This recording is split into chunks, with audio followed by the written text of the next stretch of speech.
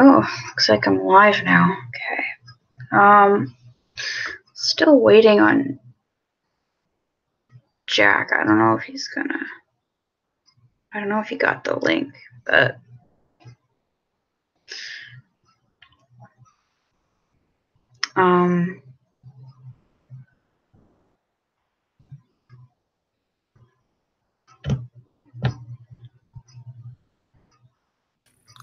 To answer your question, it worked.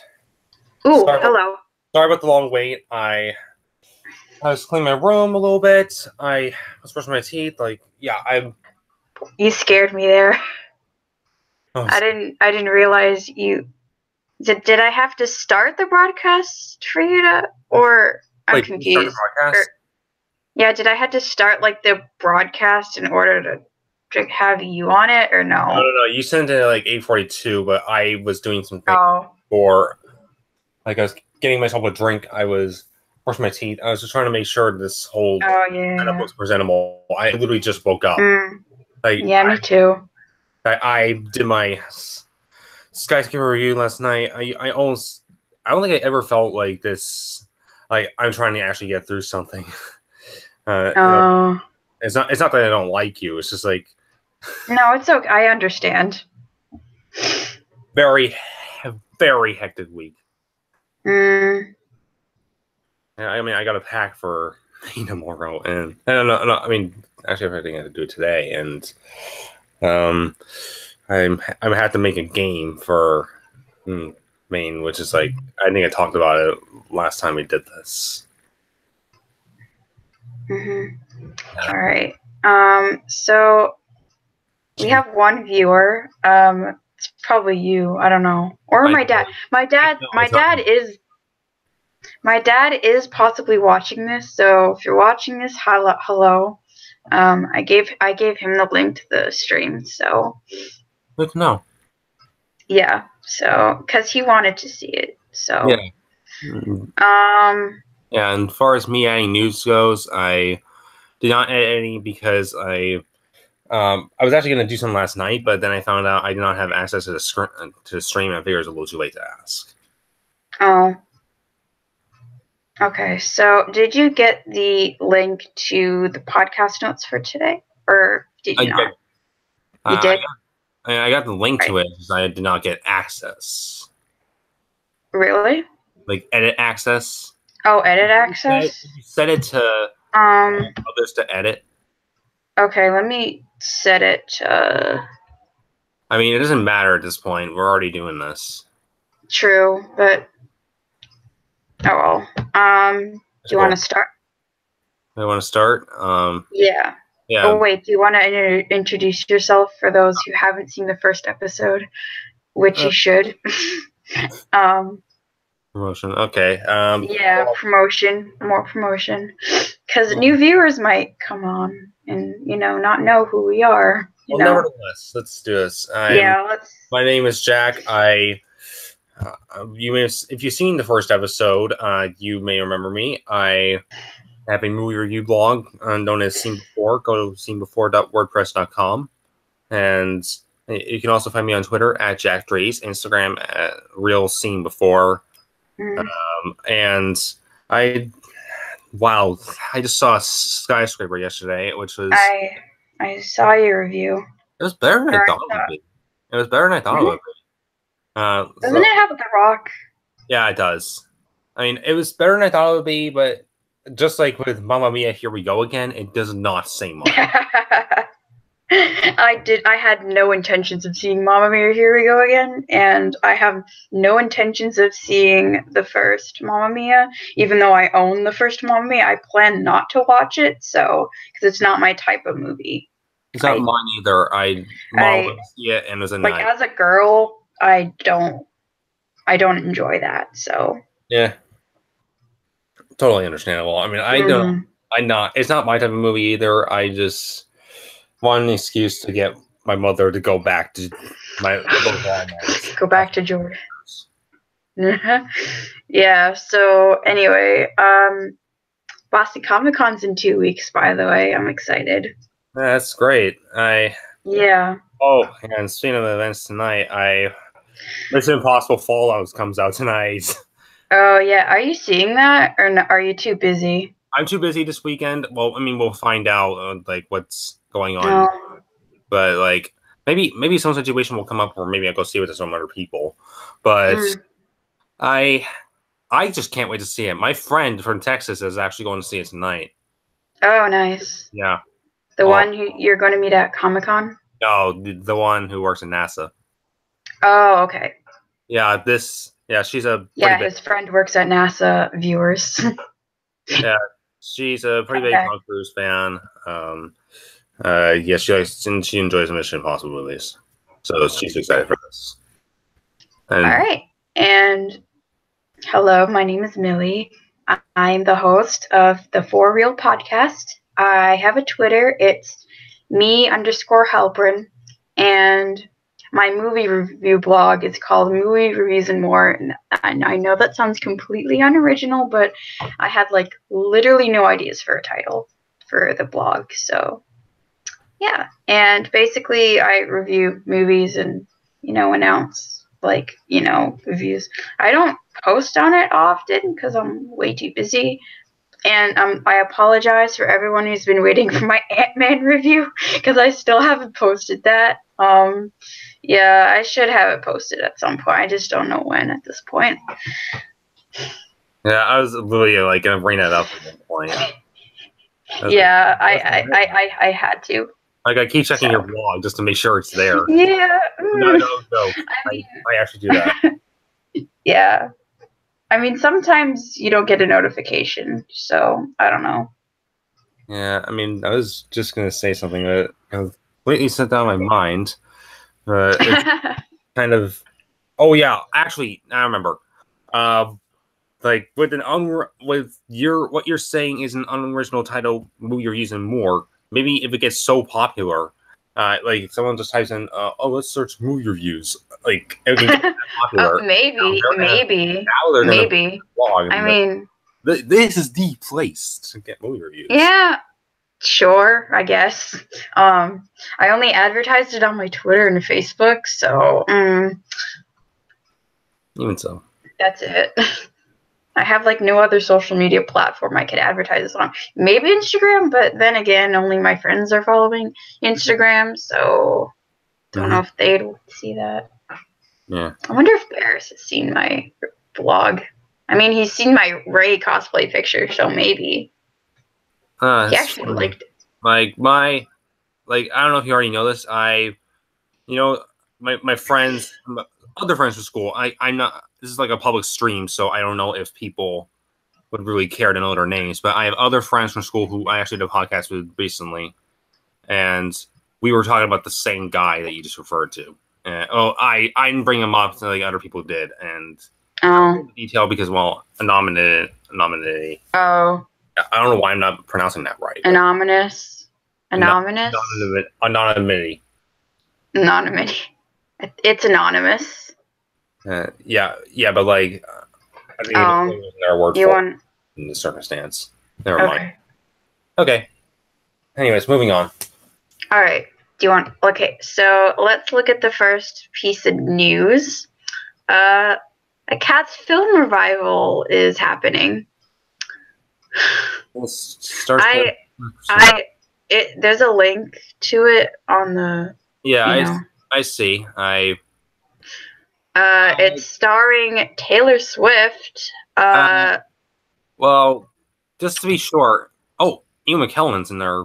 Person in this actually. James Corden. Jennifer Hudson. James Corden. I mean, he's not my preferred. I mean, he's not my preferred talk show host. I personally prefer Conan, if you ask me. But James Corden seems to be getting more roles like in the voiceover market. I know. Don't mention the what movie. Oh my gosh! Thank you. Okay. Don't even. Let's not get into that. Yeah. That's good to know. I hope it won't. I bet Andrew Lloyd Webber will be involved because he did the original musical.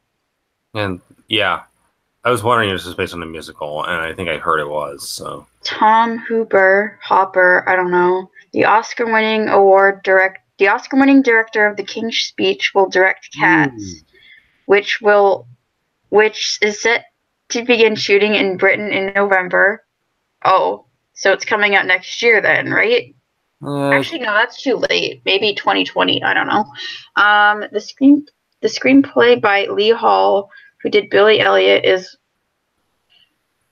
is based on Lloyd Webber's musical, which was itself adapted from a book of children's poems by T.S. Eliot. Yeah, T.S. Eliot. Jennifer Hudson, who I did see the Dreamgirls movie like a very long time ago with her in it. I've seen advertising for it. Yeah. Never watched it.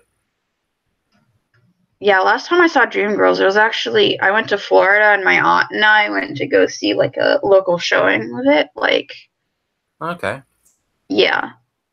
That's like my only knowledge of Dreamgirls. Like before then, I like never knew what it was. I just know of it because when I was younger, I would always go on like Comcast On Demand and like, show that movie on advertising. Yeah. Cats is one of the most successful musicals in history. I wouldn't say that. Phantom of the Opera is the longest running, most successful musical, and that got a movie as well, like in 2004. Also by Andrew Lloyd Webber, by the way. So I'm sensing a pattern. And it's funny because School of Rock was originally a movie, and then Andrew Lloyd Webber did a musical based off of School of Rock. So they're kind of going back and forth between, Andrew Lloyd Webber making a musical first and then adapting it into a movie, and then making a movie that Andrew Lloyd Webber didn't do, but then made a musical off of it that he, made. And if that makes sense. I will put the pieces together. It's like a School of Rock was a movie at first with Jack Black, and then it was a Broadway musical that ran for a short amount.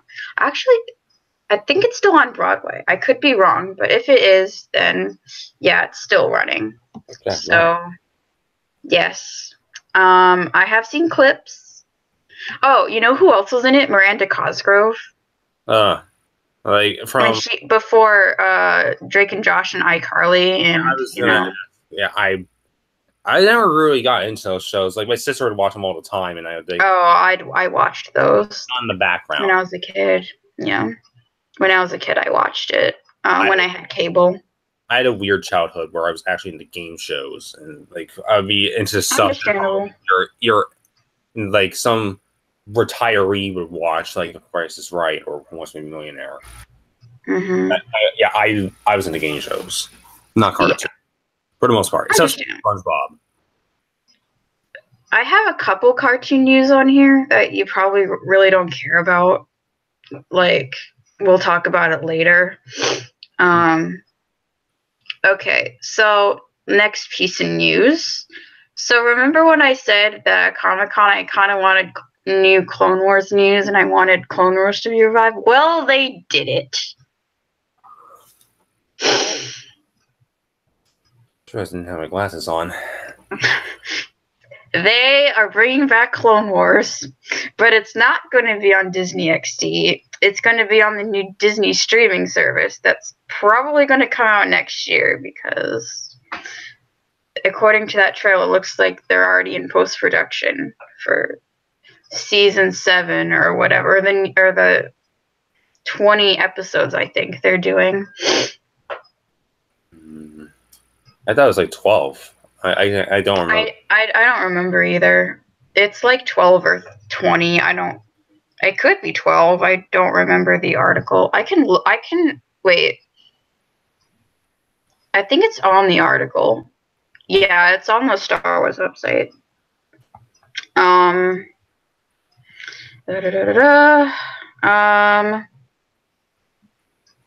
Does it say how many episodes are gonna be?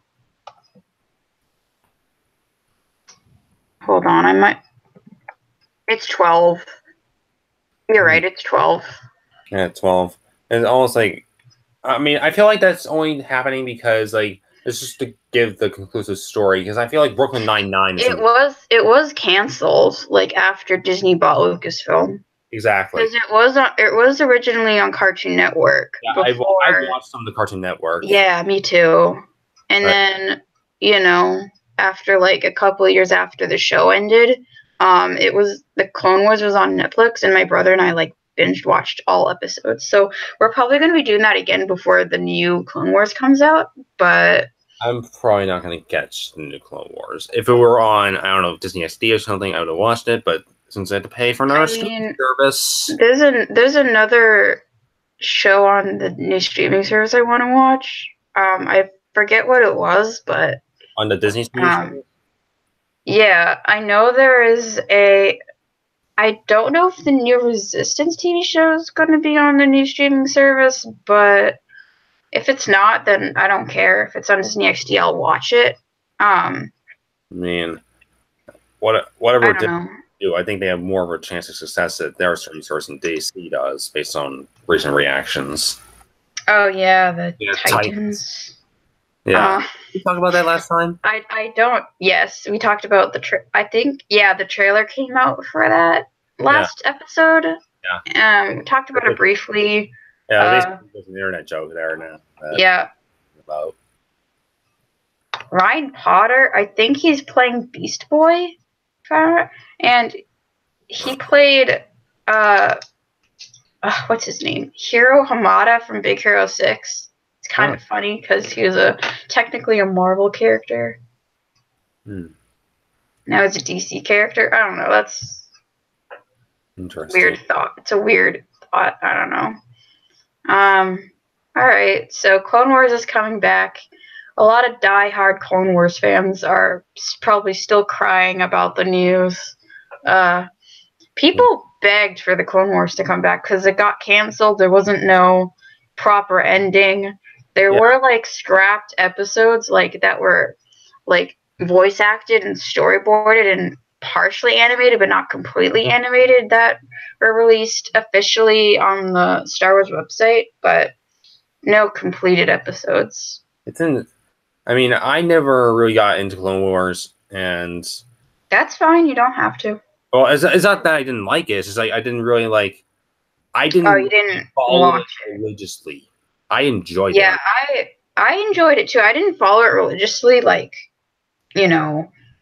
diehards, but I like the story. Yeah, and I sort of have a nostalgia for the Clone Wars movie.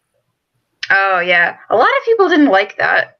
Yeah, I thought it was. I mean, if I watch it now, I think it's okay. I mean, it's better than the Phantom Menace. Of course, by far. Yeah, of course. I honestly think it's better than Solo. Seriously. I agree. Yeah, I mean... honestly, Dave Filoni should just take over Lucasfilm at this point. Kathleen Kennedy, no. Dave Filoni, yes. I mean... That's a topic for a different... That's a topic for a different story. I don't know. Anyways. I don't want to get into the rants again, but... But I did see the trailer for the new Clone Wars. The trailer, I thought was very well done, and I understood what they were going for. Like, I knew what they were doing once they used the same music for the Force Awakens trailer. Yeah, I was gonna say they used the same music for the Force Awakens trailer. The Force Awakens trailer. Because the Force Awakens is almost trying to get everyone feeling a childhood, and now this is doing. Yeah, it's like this is the Star Wars music for nostalgia purposes because symbolism. I guess. No. Okay. Disney trying to bring back your childhood. Okay.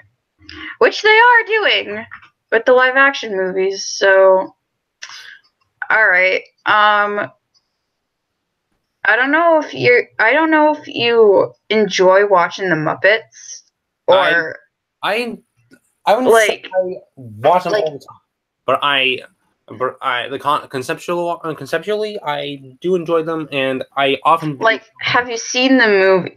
Have you seen some of the older movies, or have you seen not the older ones? I've seen Most Wanted.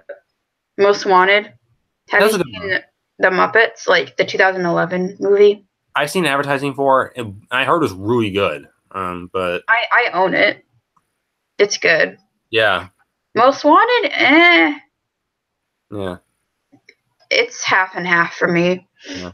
So anyway, so what the news is basically, it's kind of a crossover thing. So the Muppets, as you know, aren't airing anything on anywhere, except they're doing like this tour, I think, from what I understand, and that they're doing like live stage shows, and that, the Muppets tour possibly around the world. I think it was only in Britain, though. I'm not 100% sure. So basically what happened is that during the Pigs in Space skit, which is basically a skit from the old Muppet Show from like the 70s. And fun fact before I tell you the news, Luke Skywalker and Mark Hamill, yes, I said Luke Skywalker and Mark Hamill, were in an episode of the old Muppet Show when Empire Strikes Back was about to come out, or did come out. I don't remember exactly when.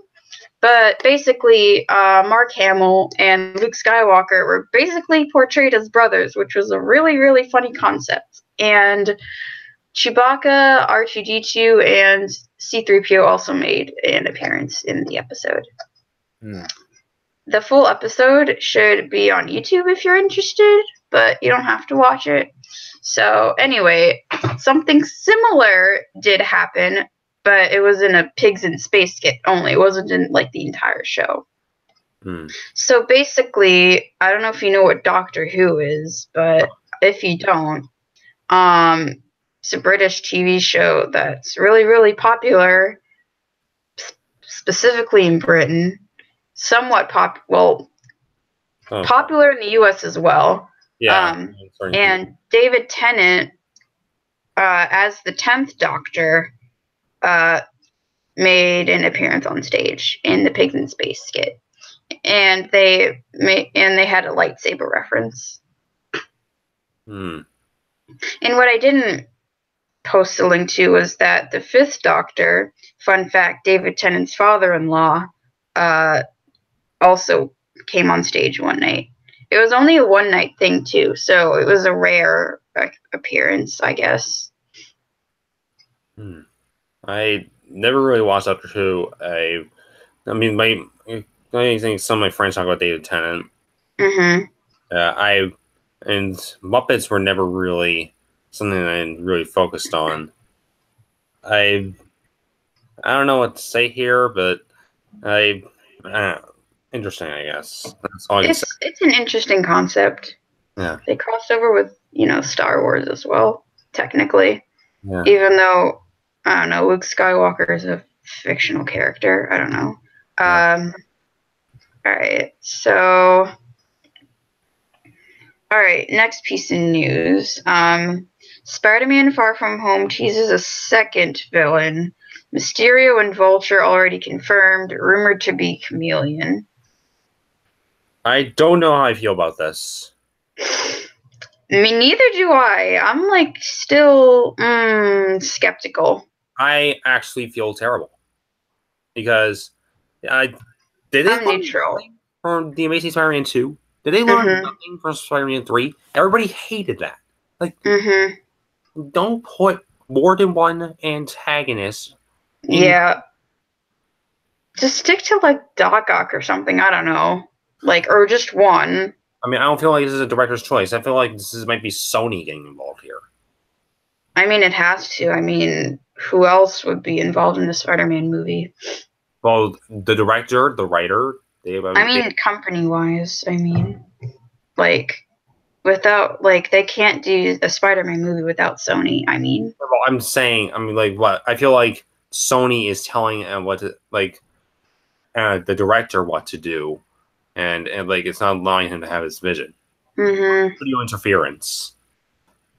Yeah, I'm like, on that. I don't really care, but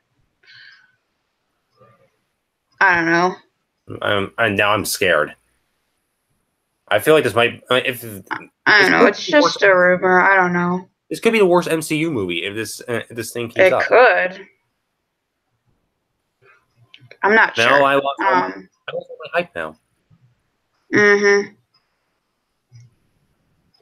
I don't know about. Oh God.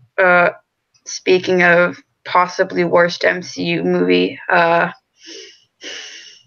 you know, we're gonna talk about this later. I did put it on the podcast notes. You know, yeah. Cliffhanger. So let's see. Next piece of news. These are kind of random, but this is like stuff that came out of Comic-Con, which you probably didn't really know. So might as well let you know now, I guess. Yeah.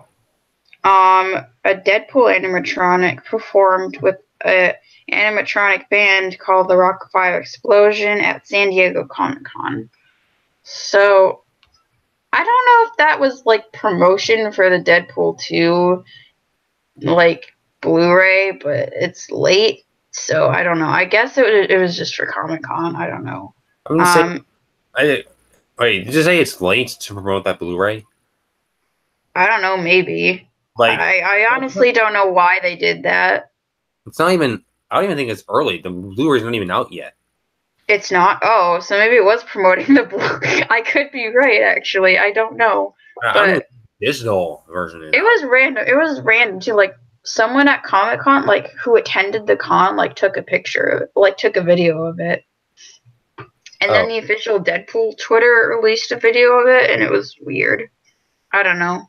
I still need to get the 4K edition at Target. They got a children's book in it. I was gonna say not a children's book.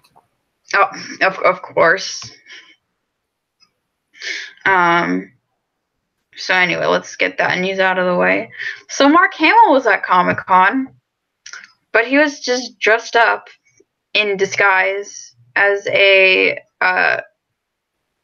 stormtrooper and a cop, I think, from Brooklyn Nine-Nine, which is great because he's a fan of Brooklyn Nine-Nine and helped bring the show back. So that was great. Because when you have the power of celebrities, anything is possible.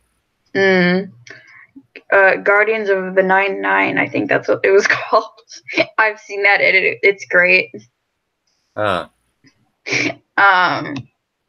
there, and before like Mark Hamill like was in disguise as a stormtrooper and a cop, he posted on Twitter that like I think 4 masks that was like old Luke, young Luke, his character from regular show, the Joker, I think, and I think that was it.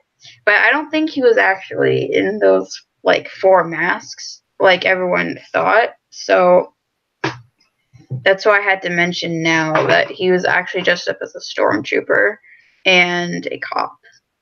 And I think it was debunked that he was not dressed up as Darth Vader Trump.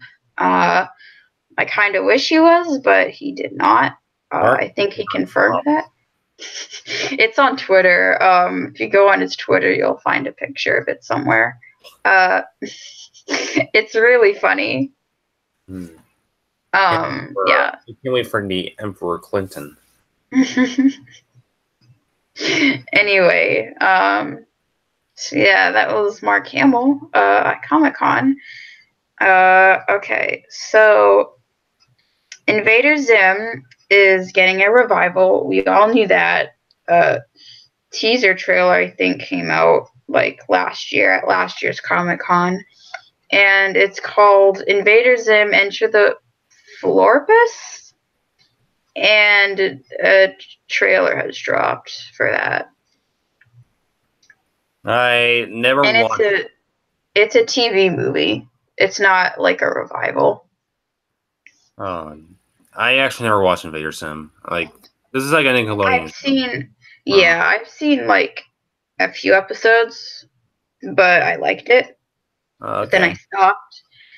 I don't know. It was like canceled, and then it came back, and then it was canceled again. So it was kind of on and off, and it was also running on reruns at some point, but then it kind of stopped airing altogether. But aired occasionally, I think. I don't know. I don't watch cable anymore. I can't confirm anything. So, yeah, that basically a new trailer for the Invaders movie came out, and that's pretty much it. Yeah, I can't say much about that. I haven't seen it. Yeah, me too. Like, I still need the Bohemian Rhapsody trailer that just came out. Ooh, that was good. That Bohemian Rhapsody trailer is good. I like, what's it called? Docudramas. Oh, yeah. I think it has to be called a docudrama because I've seen a Doctor Who docudrama that aired on TV. Yeah, I don't see it. I didn't see any interviews in trailer. Did this one have like interviews? Wait, what? Did this trailer have like people being interviewed? Because when you said docudrama, I thought of like like a movie based off of things that happened in real life, like a documentary.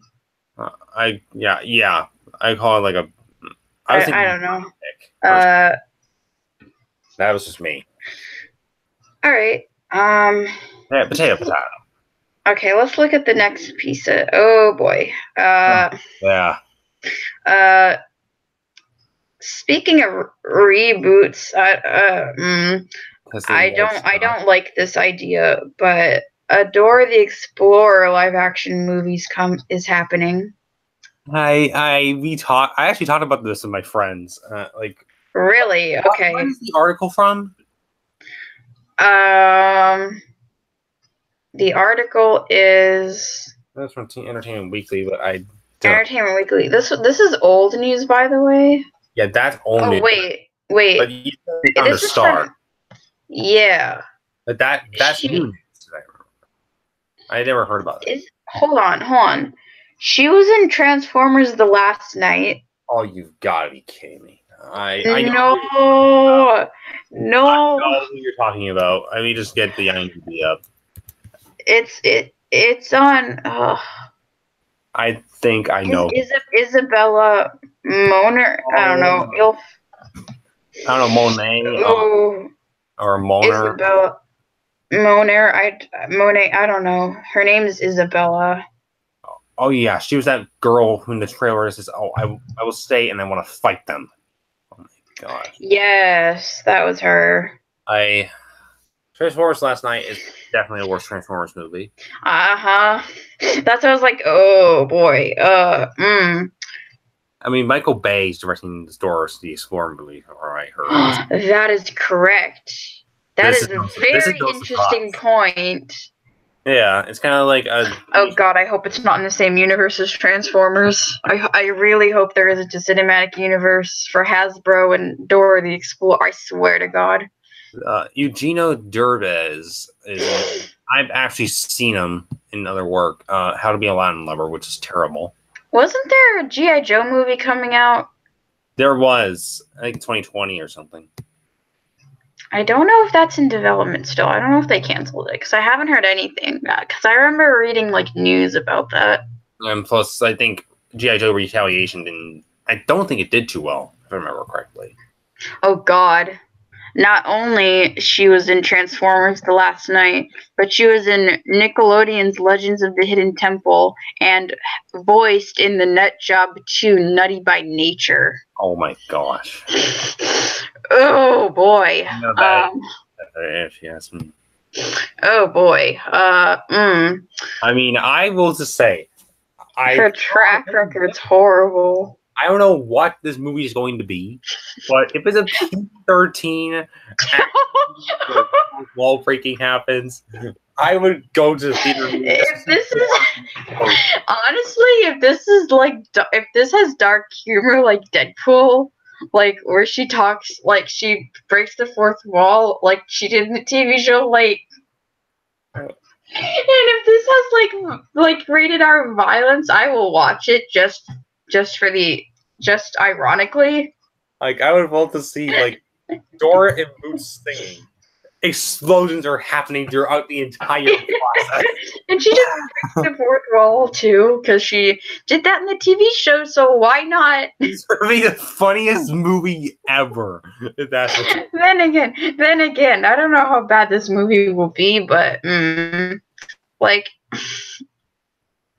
I don't know. If it's like Deadpool, maybe, I don't know. But if it's like G or like, I mean, Michael Bay's directing it, so there could be explosions. It could be dark and gritty.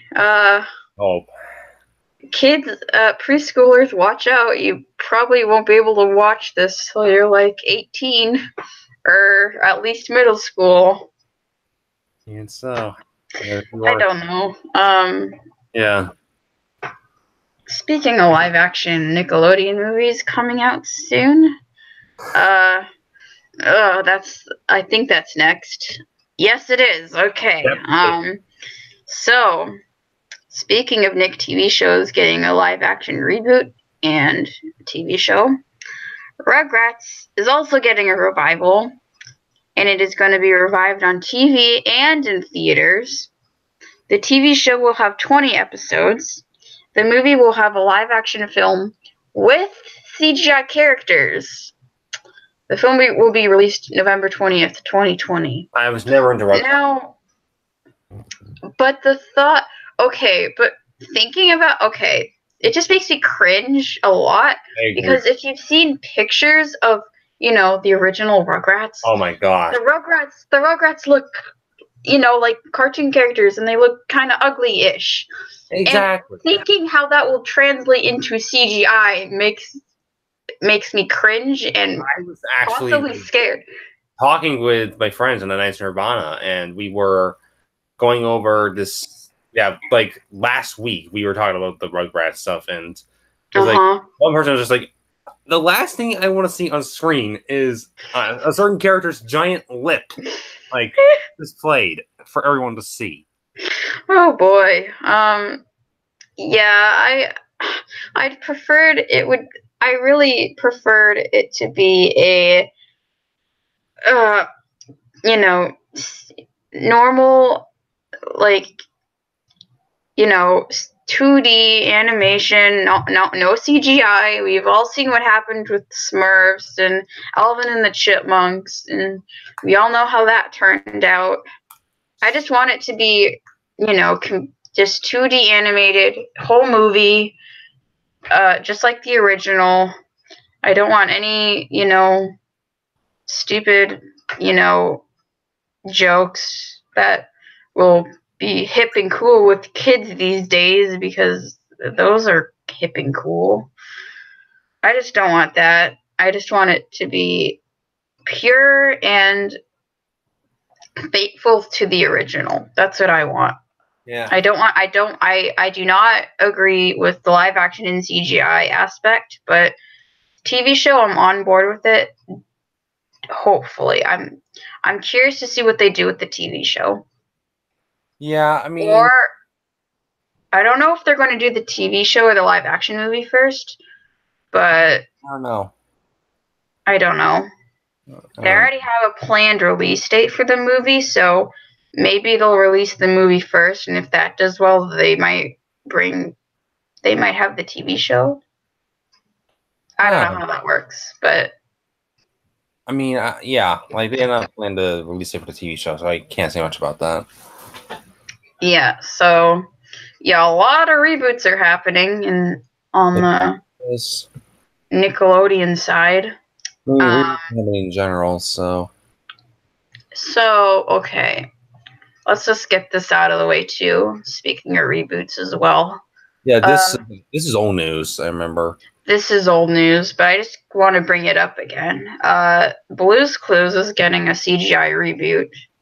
And as you saw like a long time ago, there was a picture of Blue and in her CGI form, and she actually looks good. I forgot Blue was a girl. Yeah, Blue's a girl. Everyone mistakes her for a boy. Yeah, especially when you had that other dog in the mix. Oh yeah, I think the other dog is a girl too. I mean, I remember when I was looking at this, like I think John Cena was trying to get like the replacement. Yeah. I just want Steve Burns to come back. Which I approve of it. I know he's bald, but Steve Burns, the original Steve. Yeah, but even so, I mean, I doubt it though. Call him John. Like, just go with like a John. You can't see me. When the show comes out, what I can only see Blue and his friends. I don't, or her friends. I don't see the host. Where is the host? What? Oh my gosh. That's an important lesson to kids. Hey kids. Like sometimes you're gonna go blind. It'll be okay. Oh, okay. Great lesson for kids. Back to life. Yay! Okay, now it's that. So this is kind of the last of the reboot news. Well, not reboot news, more like a tease, but then it was actually like her. Okay, so on Twitter, the voice actress for Jimmy Neutron teased before Comic-Con started that there was possible news of a Jimmy Neutron revival, but then it turned out that the most how did she word it on Twitter? Hold on, let me pull up the tweet she posted. Oh goodness. She said, oh, she deleted it. Oh boy. Oh boy. Josh. Oh, that's weird. Okay, it was the exciting news, and everyone thought, oh, are they going to announce a Jimmy Neutron revival at Comic-Con? Because that will be great. I mean, we already got Clone Wars and stuff like that. But then, and for some reason, she deleted the tweet after that. I don't know what happened, but want her to do that or something. Maybe, I don't know. But the exciting news was that turned out that it was like her promoting like the 16th anniversary of the show, and that she was also supporting a petition to bring back the show. I don't know, but I mean, so much for all the hype. What are you gonna do to get work, I guess? Yeah, even though she's already doing a lot of things for other, networks. Yeah, so that was the tweet. Yeah. Good to know. Yeah. Oh boy. Okay. Here's the most controversial subject on this. Do you want to start? I don't feel like. Sure. Okay. Okay. So James Gunn, if you don't know, he directed Guardians of the Galaxy Volume 1, Guardians of the Galaxy Volume 2, the series. Yeah, he also directed some other stuff like live action Scooby-Doo. And oh my god, I forgot. What else did he do, actually? I'm trying to remember. Wait, did he do both the first one and Monsters Unleashed? I think he did. I mean, if not, he did. I own the movie, and it says like directed by James Gunn. Yeah, so continue. Yeah. He also directed. No, he did not direct it. He wrote The Bulk Experiment, which I think was okay, but even so, now Gunn is a bit under fire lately with all the latest controversies that's been going on in Hollywood, and he has been called out for some controversial tweets that he posted like almost 10 years ago, mind you. Yeah, and he apologized for a long time ago. And now Disney, okay, I'm sorry. I mean, let's look at this. Yeah. It's basically he was fired from the Guardians of the Galaxy projects. He was fired from Guardians of the Galaxy Volume 3. His business relationship with Disney is over. is severed. And I don't know how to feel about it personally. I mean, there's part of me that thinks, okay, business-wise, I can understand why this is happening. And then there's another side of me, like, hey, Guardians of the Galaxy, what it is. He basically created the heart of the MCU. Yeah, I mean, I think he saw a screenplay. I mean, if at least use that. You don't have to credit him, but at least use that. Oh my god! Imagine if he was fired during the filming of during the pre-production of Infinity War and Avengers 4. Imagine that. Seriously, and then him being fine. Would the Guardians suddenly not appear, or would they be written differently and be poorly written? Because I actually remember hearing somewhere that what they did for Infinity War is they would get the other directors for the other movies, and they would get their thoughts out of their head, and basically continued their story on that movie. Based on what they want, and then Kevin Feige will probably approve of it, and then the Russo brothers will execute it. I mean, I don't know, maybe the directors themselves. I forget. I think they just gave their creative input. I think that's what they did. Yeah, basically. Something like that. I mean, I'm still kind of pissed. I don't feel the same way you do. I kind of half and half. I'm just okay, you got fired. That's disappointing. But business-wise, I understand why this is a thing. But at the same time, this is 10 years ago, and Disney kind of changed him. He knows not to do it again. He said, he actually said before, no, I don't want to do this again. I mean, but he kept them up, and Disney, I don't know, any company that is any professional company, they would look into someone's social media information, or what they've done in the past, to see if there's anything suspicious. Hold on. Hold on. Ryan Johnson, I think, was... Oh, my gosh. In the new... Then. Oh, boy. Oh, wait a minute. Just breaking. Let's save this for... kinda. This has nothing to do with James Gunn, but it has something to do with Spider-Man. Oh wait, this is old Spider-Man Homecoming concept art, but it was officially newly found. Oh. I thought it was something for Far From Home, but it's not. Oh, okay. Yeah, that's what happened. Anyways. I was gonna look up Ryan Johnson because I heard that he deleted 20,000 tweets because of him being afraid of backlash. Oh my gosh. Ryan Johnson delete tweets. When I look him up, James Gunn leaves up old shitty tweets, gets fired. Oh my god, why didn't he delete those if he's really grown since then? Ryan Johnson deletes 20K old tweets in aftermath. Oh my god, what he hiding? What a coward. Jesus, there's no pleasing anyone online. I mean, what was I gonna say? Yikes. If Disney really wanted to go with this guy, they would have. I mean, any company would have looked to see what suspicious behavior this guy has done, and they would probably address it and figure out a way to resolve it if it ever comes up. Johnny Depp. Yeah, basically. Yet they still got him for the recent Pirates movie. And now Fox News apparently has suggested these tweets to people, and now I think part of this has to do with outspoken words towards Donald Trump, because apparently politics is everything now. Yeah. He got fired. Yeah. Yeah, I mean, so weird. I mean, I'm not approving of the jokes he made, but at the same time, same. But it's gonna hurt possibly the MCU.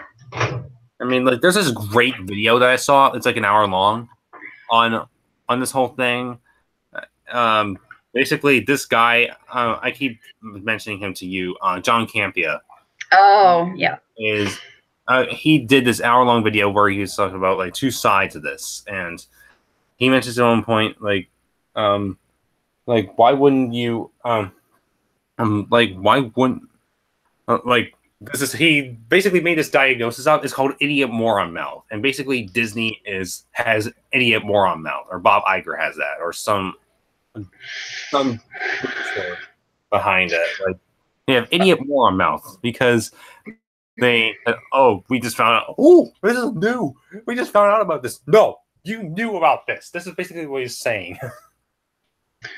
I'm thinking now that James Gunn's fired, are they gonna rewrite Guardians 3 now? Because James Gunn did post on Twitter the first like the front page of the Guardians 3 script. So are they gonna rewrite it, or are they gonna? Well, I'm so lost. They'll probably take his ideas and go with them, but maybe they'll like slightly maybe. I wonder what new director they're going to be hiring for. To those who are curious, I did a post on my blog. Like, I thought of 5 people who could possibly go over. I'm gonna get the post up. Hang on just one second. You can tell everyone on the stream. Yeah. Yeah, this thing is trying to. Is it loading? I have a couple ideas. Oh my gosh, this thing is slow. Can I tell you my? Go on. You can do yours first. I'm just getting this up. Okay. So Taika Waititi, I think that's how they pronounce his name. Yeah, Taika Waititi. Taika Waititi. That's one of my ideas. He did great for Thor Ragnarok. The comedy's great. If he can pull off comedy like that, I think he can do Guardians well. Yeah, I mean, do you have any others? Oh god, I saw like a post about it and I agreed with them, but I forgot who it was. Maybe if you pull it up. I got 5 people. I mean, there's definitely more that I can think of that can do this, but like these are 5 that I figured. I'm gonna Google Guardians 3 and see if like an article pops up. 7 on comicbook.com. 7 directors who could take over the Guardians of the Galaxy franchise. Let's see. Yeah, I'll let you do your thing, and then Nicole Perlman. Wait a minute. Let me look her up. Hold on. It's Nicole. She also penned the first script for Captain Marvel. She wrote a Killer Gamora comics miniseries for the House of Ideas. Guardians. She wrote it with James Gunn. Yeah. That's a good idea. Jack, Brad Bird. That's one of the people I listed. I'd give Brad Bird a second chance. Since this is a live action movie. I will say though, it was like the last person I listed, and even if he was directing it, I'd be sort of skeptical because I prefer his work in animation. I mean, that's what I said. That's what I said. I'm gonna give him a second chance. Because Mission Impossible Ghost Protocol, as much as it was like a very well shot movie and like competent movie, like in terms of action, wise, it could have been better. I don't think he's ever done a live action superhero movie, right? Not a live action superhero movie, but he's done live action. Right. So, I mean, he could get a second chance with another superhero movie because he does really well. Yeah. Like, especially with The Incredibles, which I know is your favorite Pixar movie of all time. He has to do this. I honestly want Disney to change the script because, like, the best movies I've seen from him are also the ones he writes. Right. Yeah, so I'm a little skeptical on that. Let's see. Okay, number 4, Adam McKay. Wait a minute. Oh wait, he did Lego Batman. He did Lego Batman. Okay. I actually agree with this list so far. Okay. Sure, yeah. Other guys, he was a producer for that. Let's see. The Big Short. Kelly. Ant-Man. Oh, right. Yeah. Actually, wait a minute. Did he do Lego Batman? No, he did not. Wait. Chris McKay was the guy I was thinking of. But he did Anchorman. He was a writer on Ant-Man. He had Anchorman. He produced Anchorman 2. He had 23 directing credits. Talladega Nights. So he has experience with the MCU ish. He directed the first Anchorman. Oh right. Yeah, so he's experience with MCU, experience with comedy. So far, it's a good list. So. Yeah. What else do you got? Let's see. Kelly Freeman Craig. Wait a minute. Kelly Freeman. The woman behind The Edge of 17 is another writer and director who would be able to. I love that movie. Wow, this is a really good list. I would actually be down for one of those directors on the list if they were to get picked. Probably one of the better coming of age stories that we got in this decade. Jordan. Okay, Jordan Peele. Oh, Get Out. Yeah. Nice. Yeah, that will get people in the theater. Which coincidentally features the MCU's Lupita Nyong'o and Winston Duke. That is funny. Okay. Okay. Yeah, that's funny, but cool. Oh boy. Ryan Johnson is the last one. No. Yeah. All 6, fine. Ryan Johnson, no. Sorry, Ryan. I'm sorry. Yeah, I got 5. You mentioned Brad Bird. Was Brad Bird on the list or? Brad Bird was on the list. Okay, so I just didn't know if you came up with that. No. So I'll go through them. I think Brad Bird was the one I was thinking of actually. Brad Bird. It was one of them I was thinking of. I'll take it from the top. The first I was thinking of was Kate Cannon. I don't know if you ever heard of her. No. What did she do? She wrote Pitch Perfect. I didn't like that, but she also directed Blockers, which. Oh, okay. And when my case for it was that Guardians of the Galaxy basically involves a number of people who could technically be the main character, and it's kind of like Avengers, and essentially Blockers is another one of those movies. Like you got like 3 sides of the story, and like. Nobody is technically the one main character, and now she did a really good job in like wrapping all these stories up in a conclusive way that I can approve of. Like it also, and plus like it's a comedy, and she has experience with comedy, so I would love to see where this will go. When the news drops of who the new director of Guardians will be, I will definitely talk about it on this podcast. If it's Kate Cannon, I would love that because I want to see more work from her. I love Blockers. Most likely it's probably going to be someone who wasn't on the list that we haven't mentioned yet, but I digress. I also thought of Alex Garland. I wouldn't say he has as much experience with comedy, so that's the only down factor. But he doesn't have to write the script. But he did direct Ex Machina and Annihilation. And wait, I think... Are they going to make the new director / writer doing both like James Gunn did, or like? Maybe you could like look over the script somebody else. Let's just say that they're going to be hiring a new director and writer just for the sake of like this conversation. So. Okay, well. I guess. He'll probably alongside somebody else, like with the first, the one who wrote the first Guardians, for example. Right. Yeah. Anyways, I'm trying to remember what else said. She would be working on Guardians 3 though, so maybe she might be a director. I don't know. We'll see. We'll see what news comes out later on in the year. Yeah. Or if it ever comes out this year, we'll see. I don't know at this point. I'm willing to bet maybe that Guardians 3 might be delayed slightly, and I'm wondering like maybe. I mean, they're still in pre-production. They haven't started filming anything. We're like right now they're filming Spider-Man Far From Home. And they're in post-production for Captain Marvel and technically Avengers 4. So they're kind of doing things one by one now. Like they're in post for Avengers 4 and Captain Marvel, and they're filming the second Spider-Man right now. So what I feel like is going to happen is if Captain, like I don't know when they'll announce a director, but if they delay Guardians 3. I wouldn't mind. Depending on how well Captain Marvel does in terms of like criticism, like that might depend on how, like if Nicole Perman actually gets a directing job on Guardians of the Galaxy Volume 3. Yeah.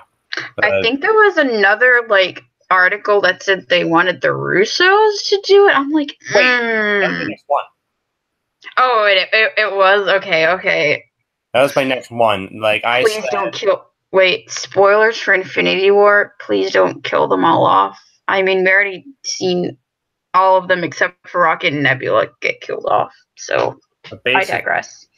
Basically, what I would say, yeah, if they directed, I can approve of it because it's a similar case to K Canon. Like they had to do a movie with a ton of characters that could potentially clutter the whole thing, and with that, it'd be a similar situation to what they had to deal with in Infinity War, and they could handle it quite well. Yeah, and they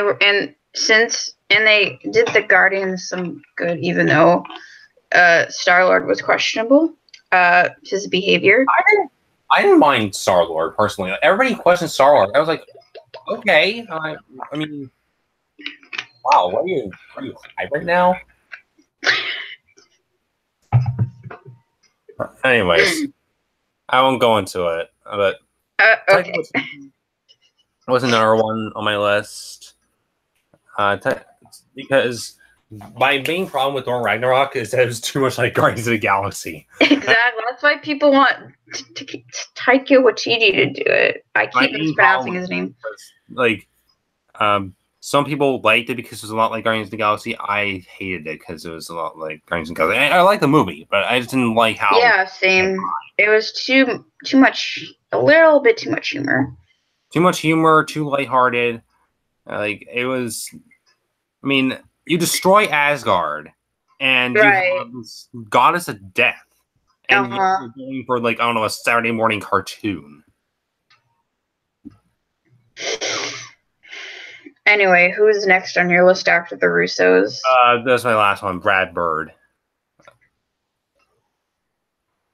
I would agree with Brad Bird. I'd be good with Brad Bird. He's not doing. I mean, I don't think he's doing much of anything right now, if I remember correctly. Let me look him up. I mean, Mission Impossible just came out, right? Or is it about to come out? Coming out tonight. It comes out tonight, but that's not him. He's not doing that movie. Oh, wait, what? I didn't know that. Protocol. That's almost 7 years ago. Oh, yeah. I wonder why he's not involved. Oh, well. The director is actually Christopher McQuarrie. Oh. He did the last movie as well. Rogue Nation. Right. Which, yeah, that is actually my favorite in the Mission Impossible franchise. So I'm excited for this. All right. So, yeah. Controversy. Yay. Real life. All right. Yeah. Speaking of Marvel, there are rumors of an Ironheart movie in development by Marvel. Oh, I didn't even see that. Oh, there we go. Okay. Rumors of an Ironheart movie. This is actually the first I heard about it. Let me look at the article. Yeah. As Iron Man's successor. It could be possible since Robert Downey Jr.'s contract is up by now. With Avengers 4 being his last movie. And possibly, I don't know if Ironheart's a young Avenger, but if it is, then it could be possible because they're kind of teasing a young Avengers, or young Avengers in the MCU because Cassie Lang is going to be a teenager. And as we all know, a teenage Cassie Lang superhero is in the comics as a young Avenger. Yeah. It's confirmed, by the way. It's also confirmed to take place, I think, 4 or 5 years after Infinity War, which is an interesting concept. Yeah, I don't know. And that's just proof of a time jump right there. Good to know. Yeah. Yeah, that's pretty much it. There's really nothing to say. I had nothing to say. It's just a rumor at this point. Yeah. Oh, okay. Yeah, that's one reason why when I talk about the Knights of Nirvana, we don't talk about rumors usually. Yeah, but I just wanted to bring this up because, Ironheart is obviously a newer Marvel character that came out from the comic books recently, and she's a young Avenger, and Marvel's been teasing young Avengers in the MCU. That's why I kind of wanted to mention that. Okay. All right, next piece of news, which is a trailer. A new Fantastic Beasts trailer came out. It's all right. Yeah, I know one person. I think John Campia actually said he really liked it, or was it really? I don't know. Actually, I don't think it was him. I think it was my friend on Nights. I think Matthew said. Really? My friend Matthew.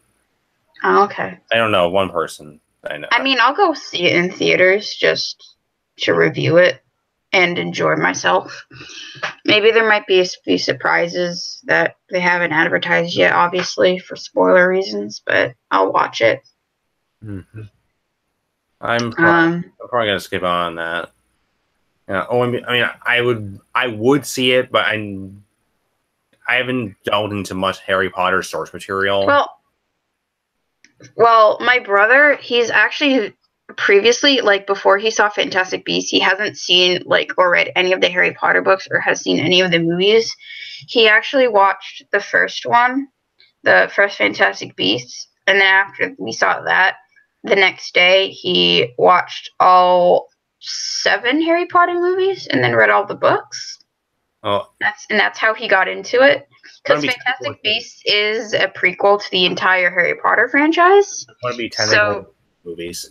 So you can watch Fantastic Beasts and Fantastic Beasts Crimes of Grindelwald, and then you can watch, all of that. So and technically 8 movies. Part 1 and Part 2 for Deathly Hallows. Oh yeah, well there are 7 books. Yeah. So I thought, 7 movies, but no. Anyway, all right. The Glass trailer dropped. Yeah, I actually remember watching Conan, and I think I actually saw that on there. Really? I saw it on YouTube. Obviously, I was asleep by then. Yep. It looks good. Yeah, I was watching a cast interview of... Interesting concept. Oh. Unexpected. Yeah, basically I was watching Conan, and they were doing a cast interview, of the cast of Glass, like Bruce Willis, Samuel L. Jackson, M. Night Shyamalan was there. Apparently there's one point where Sam would go by M. Night Shyamalan on the street, and he would just go, I saw him, and I was like, "What are we making that motherfucking sequel? What are we doing?"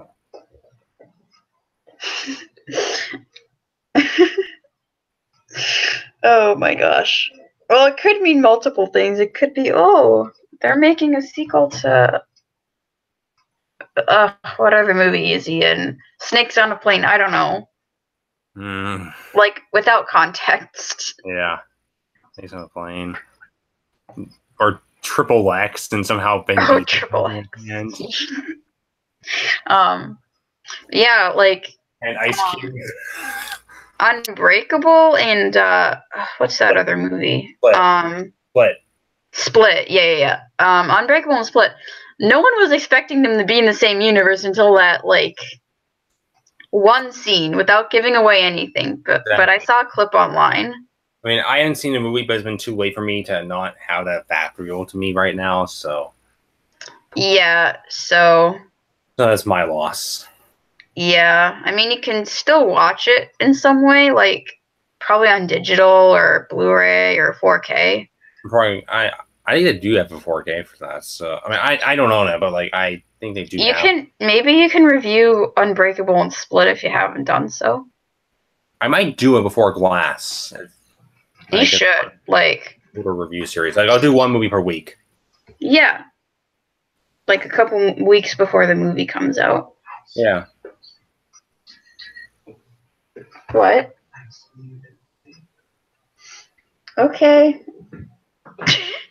My dad is watching. No. I was right. What's that? Okay. Okay, so... That one viewer is my dad. I was right. I guess no. Yeah, he's gonna see that, like, in a few seconds. What was I gonna say before my dad cut me off? Something about Split? Yeah, like, I don't know if you know this, but Bruce Willis was in it. That's what gave it away. Yeah, now I had that revealed to me too. Wonderful. I mean, like I don't want to tell you how, but yeah, it was nice to see Bruce Willis actually trying again. Yeah. He did not die hard. I don't know. Oh my god. Okay. Alright. Speaking of skyscraper. I wonder what other, like, unexpected cinematic universes we might see in the future. Wait a minute. What? Wasn't there news a long time ago that, like, 21 or 22 Jump Street was going to cross over with Men in Black? I heard something about that. That they would be in the same... So that'd be... But Men in Black is based on Marvel. It's like a Marvel comic, so, like... Wait, really? Wait. Universe. We're going to talk about Men in Black also, by the way. Later on, but basically, what I was going to... I will say, though, the only downside I see from this is, like, I don't want a world where everything is in a cinematic universe. Right. Like some movies, it kind of wants to be on its own. Blade Runner, for example. Don't take that out of there. Like, I love, like, both the original and the sequel because they had their own separate story to tell, and I feel like they didn't have, like, they didn't start a new chapter after that one or introduce somebody else. I mean, they already have Harrison Ford in there as Deckard, so they can't work with Star Wars or something. So, yeah. So although it would be interesting to see, like, what it would be like to have Ryan Gosling and our clone Ryan Gosling from La La Land. You know what? I just remembered something. This is so random, but there was a movie called Casper. You know, the live action version, the CGI version. There were Ghostbusters cameo in that movie, and I completely forgot that happened. Oh. Apparently they're in the same universe.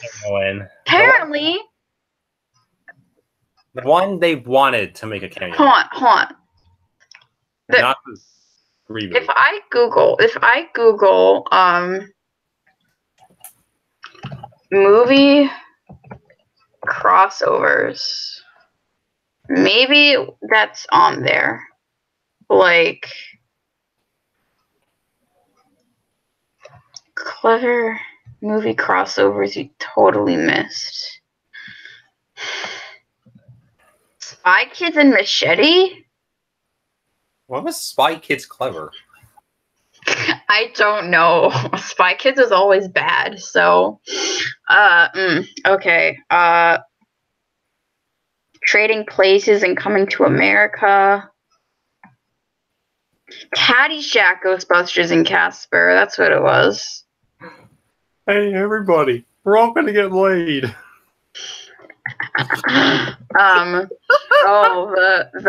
The Quentin Tarantino universe, you know. Oh yeah.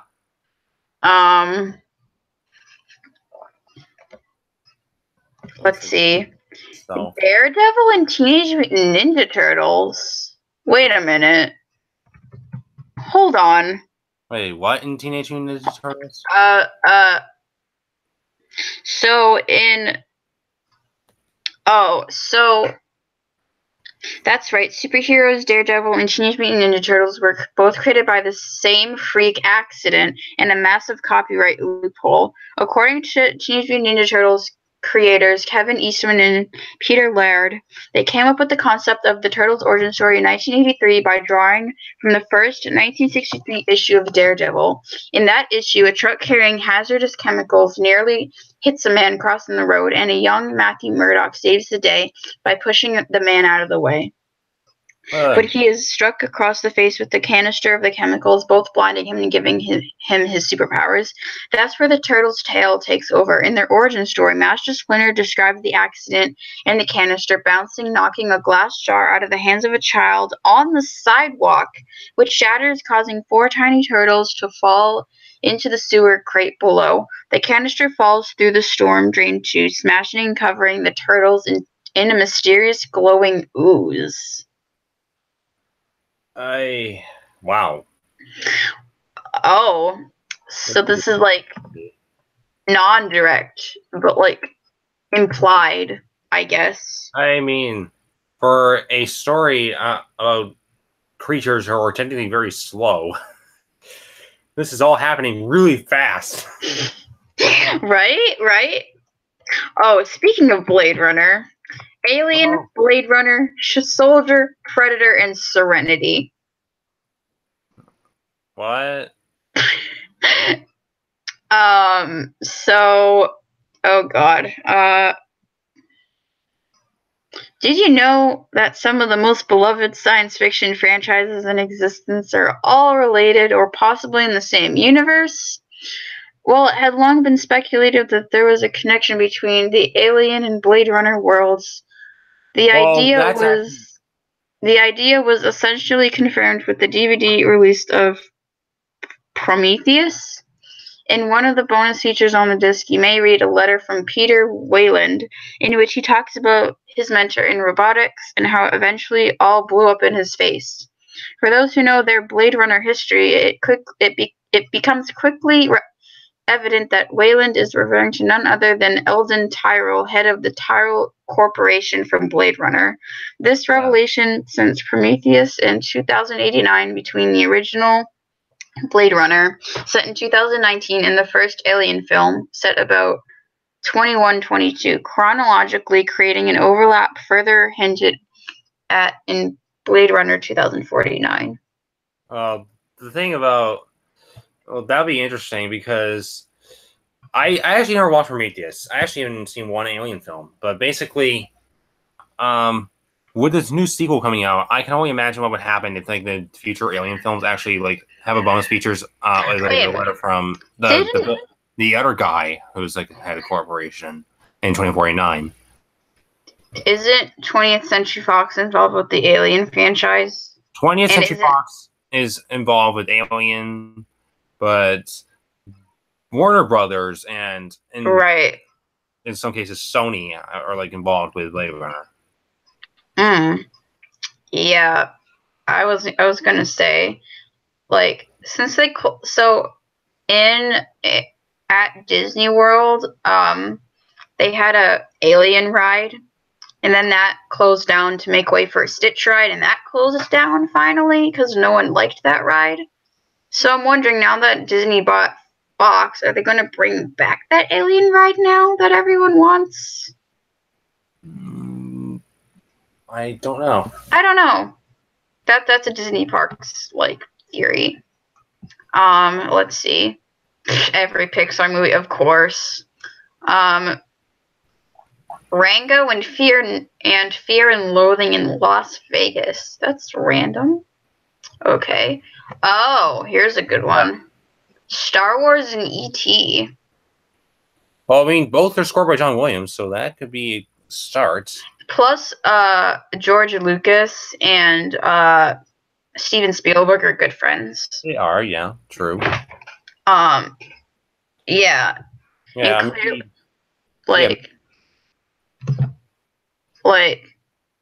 Clearly, hold on, let me send you it in the chat. Let me send you the picture in the chat, in the Google Hangouts chat. All right. It can work.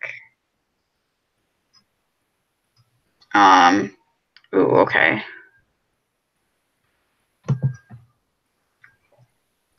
Can I? Hold on.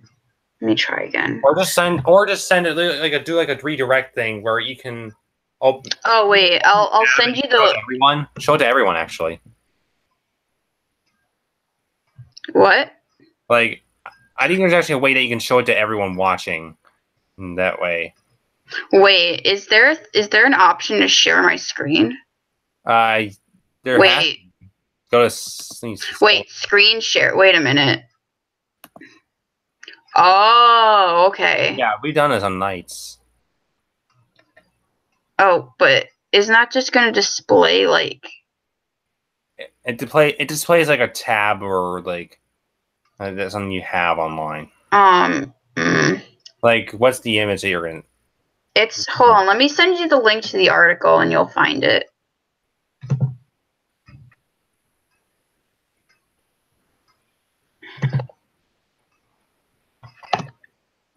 Okay. It's on the Google Hangouts chat.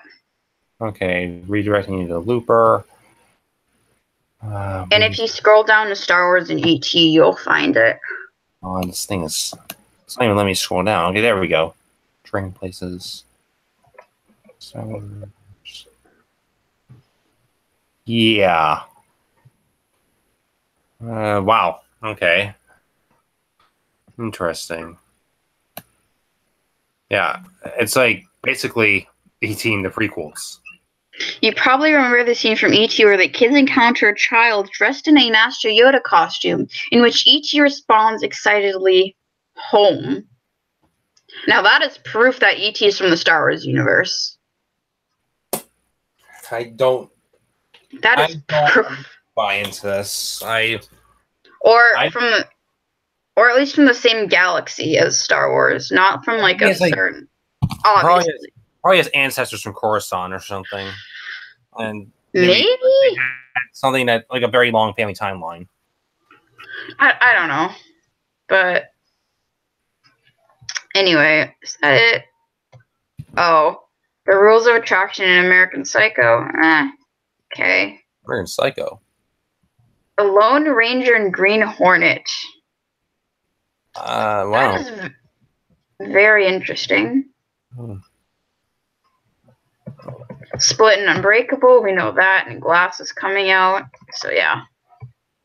Yeah, I wonder why they would wait that long to actually post it in there. I know, right? But amazing because everybody knows it. They're trying to go over ones that maybe you don't know. Right. Alright, so yeah, I just wanted to know which secret cinematic universes we don't know about, but you know. I don't even think any of them are true. So alright. The Aquaman trailer dropped too. I saw that. It looks great, honestly. It does look great. I actually enjoyed it. Reminds me of Black Panther. I don't understand why why the Aquaman movie has to come out after Justice League. Like, I don't get it. It's probably because I think that studio tactic was to get Justice League out and everyone into the heroes. That way, they'll care about them more in their own movie. I guess, but shouldn't they develop them more first in their solo movies and then have them team up? I mean, it's an interesting reversal. It's like I guess it's like an experiment. I mean, I guess I understand why they're doing that, but I'm just, I just don't like the idea of them teaming up and then, especially when everyone didn't like not everyone liked it. So I'm kind of. I mean, then again, Avengers, they didn't even introduce Hawkeye into that movie. So. Right, and Black Widow. Well, Black Widow was in Iron Man 2. Iron Man 2. Wait, but Hawkeye was in Thor before he was in Avengers. So technically he was in Thor and then Avengers. I forgot about that. You remember. I forgot about that. And same with Nick Fury. Nick Fury was in Iron Man, and so was Coulson. I'm trying to think. Avengers. I was trying to think of anyone who was actually technically everyone was already introduced. Okay. Except for you know who, Thanos. Of course. Yeah. I mean, the reason why like Hawkeye is just so forgettable to begin with that I. Right. I wonder what role he's going to have in Avengers 4 now that, you know, everyone he knows is possibly dead. Spoiler alert for Infinity War. I apologize. Not the first time he did that. It's very cool. Yeah. Yeah. Anyways, let's see. Aquaman. I mean, like as far as the trailer goes, it reminded me of Black Panther. And you know what? When I say that, I thought it was better than the first Black Panther trailer. So that's another thing I gotta say. Oh my god. If you look at the second link I put next to the Aquaman trailer announcement, it's a really funny tweet. I saw this. Shark Tale. I own that movie, and it's funny. Yeah. That's a really funny comparison. I forgot. No. I was like, wait, why did I put a second link? And then I was like, oh, I don't know why I put that on there, but it's funny. Yeah. I mean, very appropriate time, too, because I think Shark Week's coming up, if I remember correctly. That's right. It's the 30th or 20th anniversary of Shark Week, I heard on the radio. I never knew it was going on for that many. Wait, is it because of Jaws? I mean, Jaws is like 40 years old. But, like, if you're counting the movie. I remember. Yeah. That's what I'm saying. Did they make Sharks Week because of Jaws? Is Jaws the whole reason for the whole shark genre thing? I hope. I bet it is. Maybe. I could be wrong, but anyway. I don't know. And last of the trailer announcements, Shazam trailer. I mean, came out. I will say though, before we get into that, about the Aquaman trailer. Okay. One thing I actually remember, the fight, like the moment when like the audience is like, basically they're like emotionless for a second and then you just start cheering. I love that. Yeah. Like I remember going when the Clone Wars trailer drops. The YouTube comment section was going, "Oh, everybody at this chair right now." That's basically all at Comic-Con right there. I mean, yeah, catering into his audience. Yay! So they know what the audience wants. All right, Shazam, also in the DCEU. It looks lighthearted. Yeah, it looks very lighthearted. I got Ant-Man vibes. I thought, and I got a mix of Ant-Man and Spider-Man Homecoming vibes because, like, you know, young kids, but also like super young adult superhero comedy. Like, I haven't seen this movie, but some people said it reminded them of Big. With Tom Hanks. Right. I forgot about that movie. Big, yeah. I got vibes. Because, well, basically it's a similar concept because, like, you know, when you have the guy... Yeah. Like, Shazam, it's also like child. Tom Cruise, Tom Cruise, Tom Hanks. Tom Hanks saying, I wish I was big. Like, it's almost like that. And, yeah. I'm just, like, yeah, you have this big man child. Yeah, best part of the trailer, though, I don't know how to pee in this thing. Hello, I'm adulting. Me, even though I'm an adult.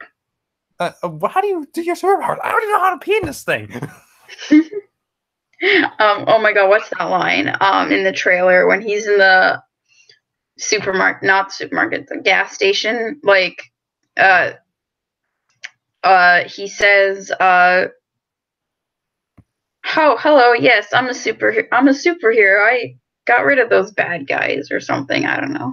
I actually have the IMDb up, which can probably just a quote. Oh, maybe. I'm too lazy to look it up.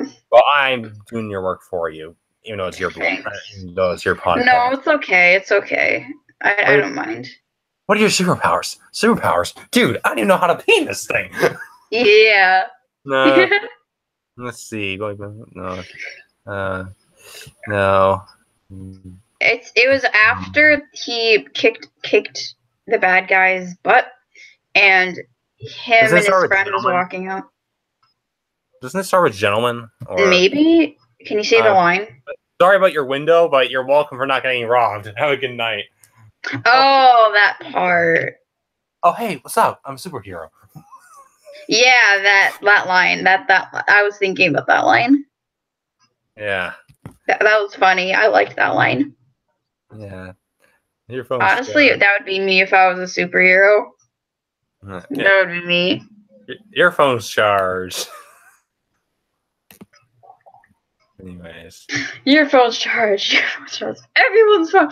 Oh god, I just got Oprah vibes. Even though he kind of destroyed one of the phones. Even though. Alright. Anyway, so you said...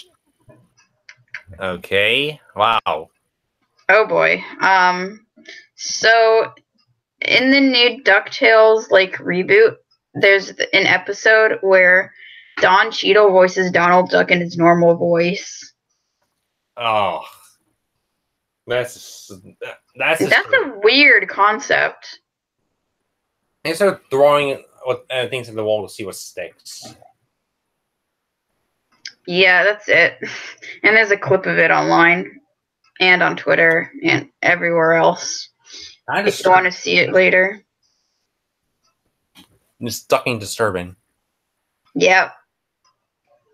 I never got into DuckTales, so I can't say much about it. Yeah, I never got into the original, but I watched, the reboot, and it's good. So. Anyway, so. You don't have to know the original to watch the show. So. Let's see. Oh, here's an interesting piece of news. So Stan Lee makes a cameo in the Teen Titans Go to the Movies. Oh, when was this? What? When was this leaked? Hold on, let me go to the GameSpot article. I mean, the more I think about it, this actually makes sense because I remember Robert Downey Jr. was I think he was at the premiere for it. Was he? I think he was. Why? I don't know. I guess he was invited.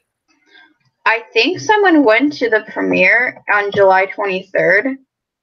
Maybe he's good friends with Nicolas Cage. Because you remember Nicolas Cage actually played Superman in that movie.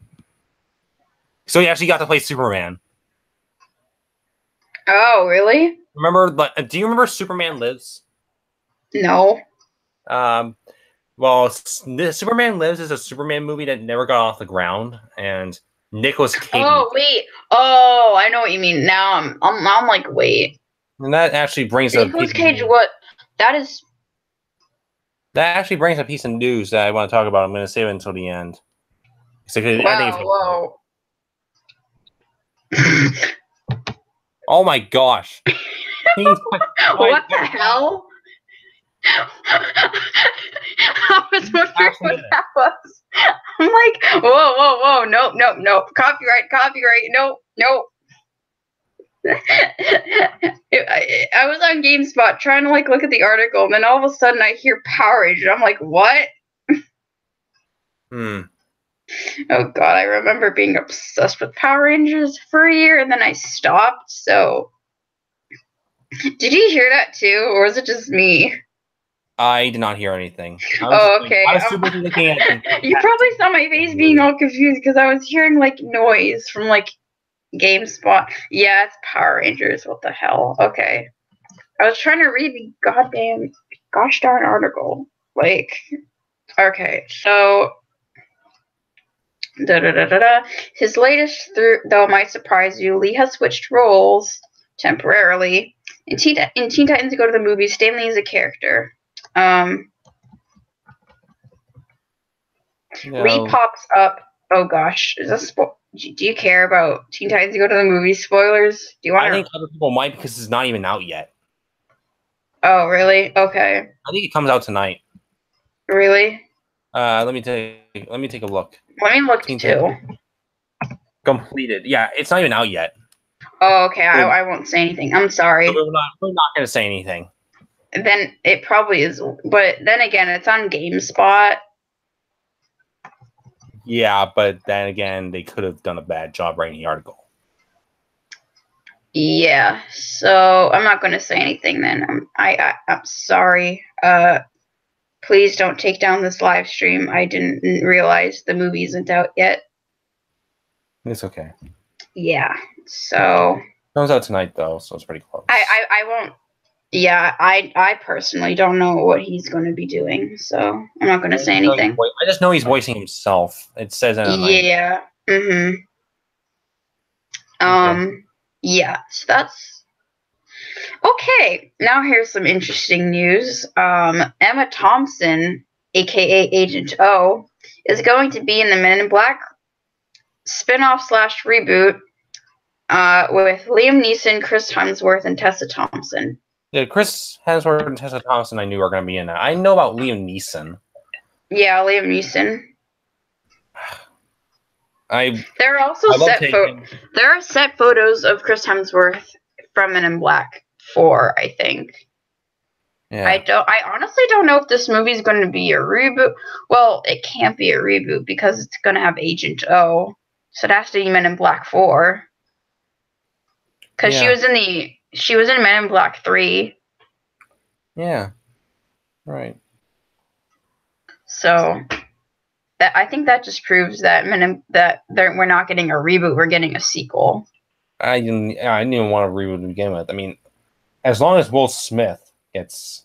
If Will Smith gets a cameo in Men in Black 4, then I will be on board. Well, I didn't hear him not wanting to do the project, so... And Kevin Spacey. I think that's his name, right? I don't think we want Kevin Spacey anymore. Wait, no, not Kevin Spacey. What am I saying? Tommy Lee Jones, that's his name.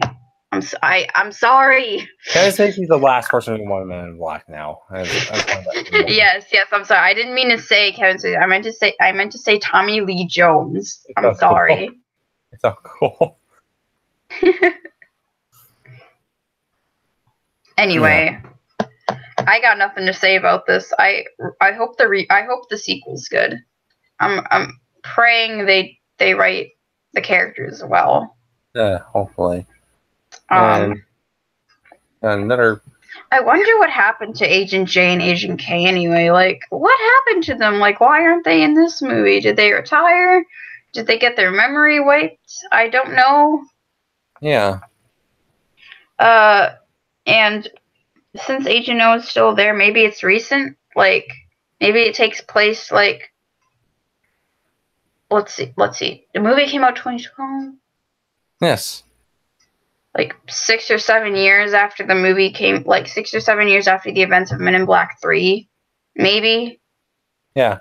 I don't know. 6 or 7 years. Although then again, it could be. I don't know when the movie's coming out. That's why I'm saying 6 or 7. So. Yeah, but you also have to consider they did time travel in that movie.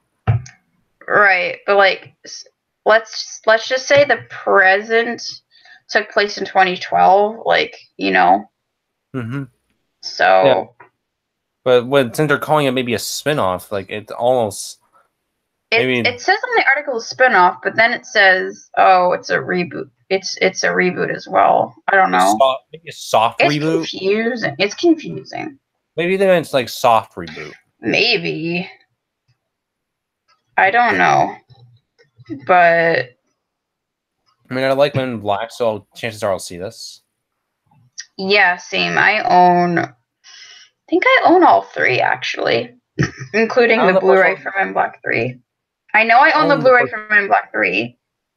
I own the first one, but I don't have the others. I think I have the first. Actually, wait. I know I have the third one on Blu-ray. I don't know if I have the first one, but I have seen all 3. Well, I mean, I remember I would watch the third one all the time when it was on Stars. Yeah. Yeah, I enjoyed that. Yeah. So, oh wow, we're almost done with the news on the document. Yeah. And last but not least, finally, we're getting a Bill and Ted 3. Yep. Wow. And they're gonna be traveling with possibly their daughters. I don't know. I'm excited. Yeah, I like Drees, so can't go wrong with him. I heard it's going to be set in London. I don't know why, but Yeah. I mean, I don't know either. I know this is old news, but I never brought it up last episode. Yeah, but even so, I mean, might as well. It's like the second episode, and some people might be getting familiar with this, so even so. But yeah. At the same time, you mentioned in the document the title. The title is Bill and Ted Face the Music. I Bill and Ted at all. I need to see it. But I like Keanu Reeves. So It's good. Yeah, you talked about it. I mean, you said basically it's life, I guess. Or something like that. Oh, one thing we didn't mention. Godzilla trailer. Oh, I forgot to add that in. It looks so good. Millie Bobby Brown looks so cute. I never really paid attention to Millie Bobby Brown. One thing I noticed in the trailer, however, I think Thomas Middleditch is in this movie. You know who he is? Name sounds familiar. He's on Silicon Valley, and he's also, I don't know, I mean, I know you don't have cable, but like, I don't know if you catch the Verizon commercials in any way, shape, or form. No. He's in those. Like, okay. He's in Wall Street. He was like a Stratton broker. Kings of Summer, The Final Girls. Oh, he was in Tag. He was in the episode of Bob's Burgers, episode of Rick and Morty. Captain Underpants, the first second epic movie. Oh yeah, he is in that. He's in Godzilla. Yeah, so not the first one, but the second one. You're right. For this universe. Wait, is it the one with Elizabeth Olsen and this iteration of Godzilla? Yes, and I could tell by the roar. Which is weird because they portrayed lovers in this, and then they portrayed Wanda and Quicksilver in Age of Ultron. Okay, whatever. I mean, the trailer looks amazing. Like I will say, as much as the first Godzilla, I thought was okay. It was serviceable. I mean, it was awesome in the theater. I saw it in IMAX, so that says something. But basically, the trailers might have been better than the movie. And from the teaser trailer, which actually used 2000, like the trailer actually used 2001 music. Really? They used the like the scene, like the music you would hear in the Jupiter and Beyond the Infinite sequence and the Monolith sequences. Like, yeah, that music, and using the music plus the whole mystery of Godzilla that was encompassed in those trailers. Like, I like it put Godzilla very high on my anticipated movies. Wow, that's amazing. Just check out those trailers. You'll agree with me when this are some of the best trailers you'll ever see.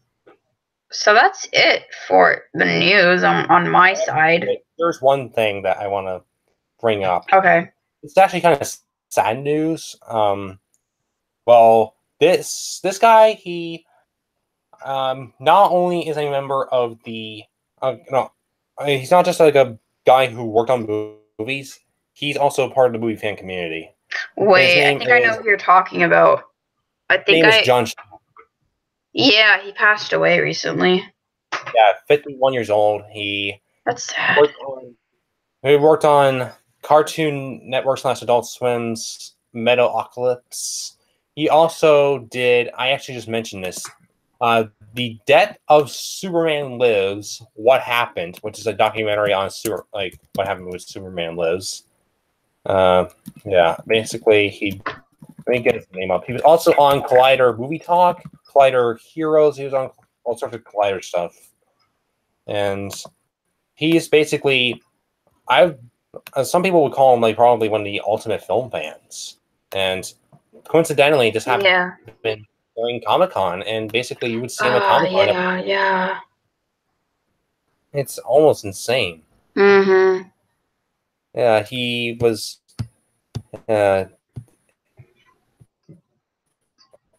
working. He was directed. He had 20 acting credits. He was a writer. His visual effects. Part of the editorial department. He was a cinematographer. He was an art director. He was part of the music department. Listening to his crew, and 26 credits as himself. Oh yeah, he was also in Awesome-tacular with shout out to Jeremy Johns, I'll say, one of my favorite reviewers. I like him too. Yeah. He actually, I don't know if you noticed this, he deleted his Twitter. Jeremy Johns? Yeah, he did. Why? I don't know. I think he got backlash because he has a different opinion than everybody else in Star Wars. Oh. Yeah. Yeah, he was understandable. Also, yeah, he was on Collider Jedi Council, Film HQ, Josh McCouga. It was an interviewee on the Josh McCouga show. Let's see, what else? Wait a minute. You know who also deleted? Do you know who also deleted their Twitter? One of the co-creators of Rick and Morty. Oh, really? Yeah, I think you know why? Because of a controversial video that resurfaced online. It's kind of bad. Okay. This is reason not to delete your Twitter. Yeah, if you like Google it or something, then. Yeah, but basically, I think what made this all start is one, his review on The Last Jedi, which he gave a good time no call required. He thought it was a fine movie for a sci-fi movie, but not a Star Wars movie. But yeah, and he didn't like Solo. He said he won't remember in T-minus 1 day or something. And he also did this video. I forget what it's called. I'll get it up right here. I'm not going to play it, but I mean, because I don't have a screen share right now, and I don't want to do one. Sorry, guys. Oh my gosh, he just posted this Mission Impossible Fallout review. Ooh. I'm right after I do this, I'm watching it. Yeah. Hey, everyone else on the stream, go watch it as well. Support Jeremy Johns. Shout out to Jeremy Johns. Subscribe, please. So basically, he did this video called "Fans versus Disney Star Wars: The Current State of Things," and basically, Jeremy Johns gives his thoughts on like why Solo underperformed, like fans have been split since The Last Jedi, and like how we haven't seen something like this like since the prequels. Yes, it's insane, and like how it just shows how toxic the Star Wars community has become.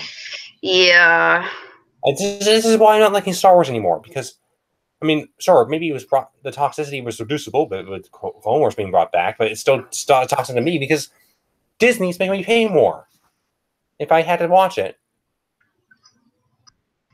All right. Again, I don't want to go into, rants about Star Wars, but I'm kind of curious what's on Twitter now, because I feel like new news has popped up since we talked. Let's see. Ooh, new concept art for the Ant-Man ride at Hong Kong Disneyland. Hong Kong Disneyland, yeah.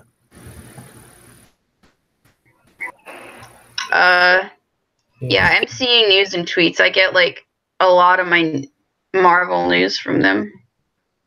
I just search wherever I can look, like as long as they're a credible source. I mean, here's okay. Here's not even okay. Like, movies.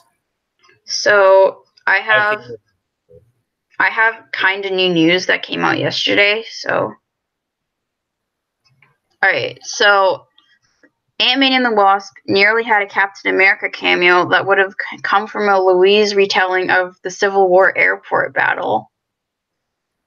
I mean, interesting concepts. The airport battle was shown in the Ant-Man and the Wasp trailer, so that doesn't surprise me. Wait, was it? Oh, no, it was shown in the movie, remember? It was shown in the movie? Yeah, remember? I remember seeing the trailer. I remember, like, I think they showed parts of it, and then, like, afterwards, he was on house arrest. That movie was so forgettable. Oh my god. I know, like, I feel like I've seen it anyway. Yeah, so there was a Captain America cameo, but they scrapped it. I mean, they already did, so it'll be a little repetitive. Disappointed, but not surprised. I'm not really that disappointed. I mean, like, they did a Falcon cameo in the first Ant-Man. They don't need a cameo unless it's like Stan Lee. Oh. Okay. Breaking news. Sorry. Kobe Smulders may have just confirmed to reprise her role as Maria Hill in Spider-Man: Far From Home. May. So everyone is getting unsnapped. Hold on. Hold on, let me... Do you want me to send you the link? If you want to. Okay.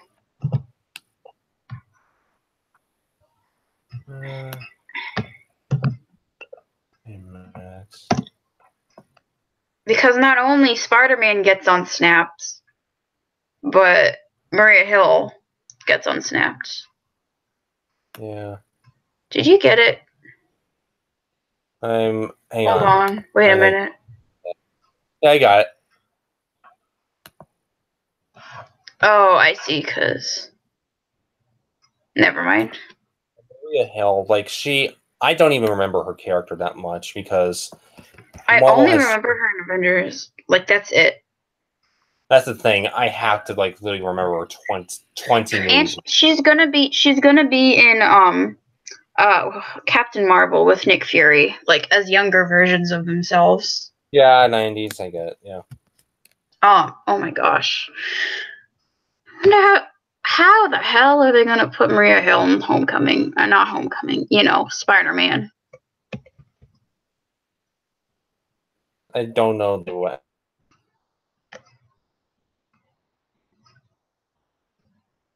She would. I think this is just like... Oh, so this guy on Twitter, he hashtagged, like, an actor from Spider-Man Far From Home hashtagged, basically, from the set, and he hashtagged Tom Holland, Samuel L. Jackson, Jake Gyllenhaal, which confirms him as Mysterio, apparently, and Colby Smulders. I just want to say for future reference, the name is Gyllenhaal. Gyllenhaal, okay. I'm terrible at pronouncing names. I apologize. It's cool. I'm just trying to help. Yeah, no problem. Yeah, so I guess they also just confirmed him as Mysterio. So yeah, Mysterio. That was like a long time ago. That was confirmed, I think. Yeah. No, I think it was a rumor. Because I don't know. I mean, this just goes to show. I mean, I guess when Batfleck leaves as Batman, I guess Jake Gyllenhaal will not be taking that role now. Oh yeah, the person who posted that on Instagram was recently cast in the movie as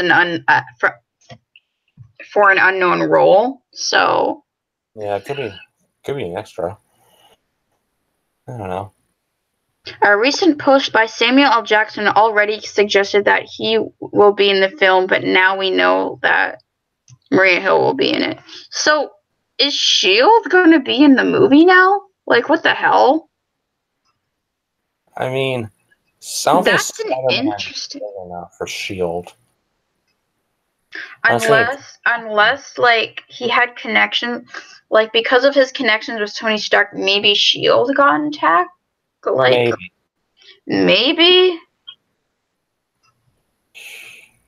I mean, based on what I heard an hour ago, I'm not hyped for that movie anymore. So, I mean, and that's a good villain, but like, I don't know how I feel about it. Mm-hmm. I mean, I like Tom Holland, so I might as well say there's positives to this potentially underwhelming movie. We'll find out. Yeah, so... Ooh, the Russo brothers are clearly pleased with how Avengers 4 is shaping up. Yeah, we're all gonna die, thanks. I'm not gonna die. I'm kidding. Oy, okay. Yeah, so... Yeah, that's it. Like, on my side. Do you have any news on your side you want to add? None that I can think of, no. Not that I can think.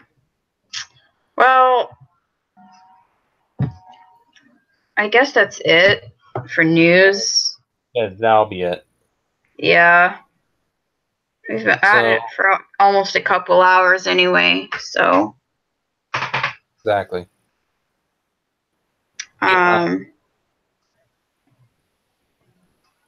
What's that? I thought you were going to say something. Oh, no. Okay, well, first off, before we go any further and get ourselves off here, I shall say, if you, once again, follow me on seeingbefore.wordpress.com, you will be seeing my... Link will be in the description below. I already posted that, like, before the stream started. Stay tuned for my review for Mission Impossible Fallout, which I plan to see soon. I might have seen some other movies, maybe 8th Grade will be one of them. Oh, yeah, that movie. Yeah. That looks good, though. I've seen a trailer for it. Great. Like, it looks freaking great, honestly. I swear, new news will come up as soon as I end this, and I'll probably have to mention it in the next one. Probably next week. Yeah. Maybe on Thursday as well, if you're available. I don't know. Find out. I mean, if I'm not available, there's always Erica. Right.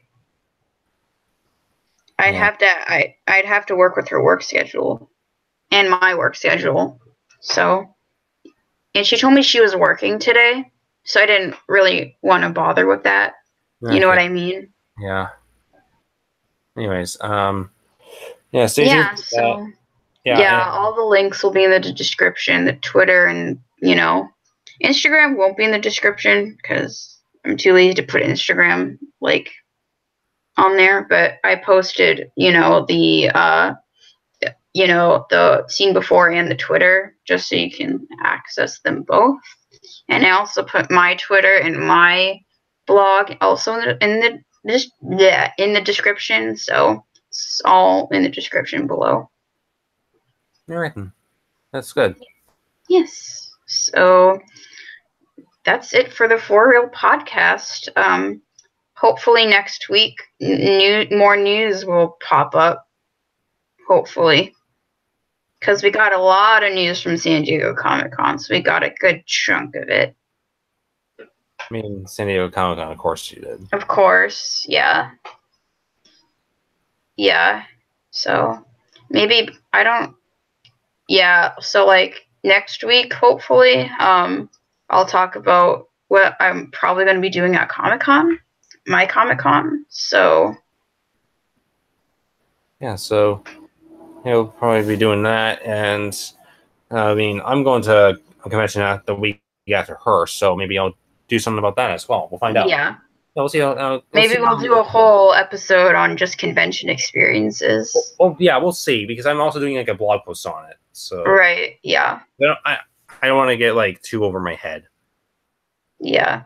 I have lots of stories to tell from Star Wars Celebration from, like, 2 years ago.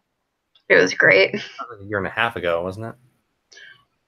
Almost, I think. It was, like, April of 2017 or 2016. No, 2017. 2017. It was April of 2017 I went. Correct. Yes, I remember. Sadly, I won't be going to the one in Chicago this year because of college. And possibly how busy I am in April anyway. Yeah. Hopefully the next year after that, hopefully it's in the US somewhere. Yeah. Hopefully it's in Florida or even closer, maybe New York. I don't know. Yeah, so that's it for the For Real podcast. I don't know what else to say. Any concluding thoughts before we sign off? Be sure to check out Seen Before. Check out my Twitter at Jack Drees. That's all I'll say. Just shameless self-promotion. Yeah. So also shameless self-promotion. Check me out on Twitter at me_Halperin and my blog, Movie Reviews and More official.com. It's also called Movies Reviews and More. It's also in the description and on my Twitter, so you don't have to like type it in yourself. You can just click on it in the description below. So yeah, that's it. Hope I'll see you guys hopefully next week, and thank you for tuning into the podcast.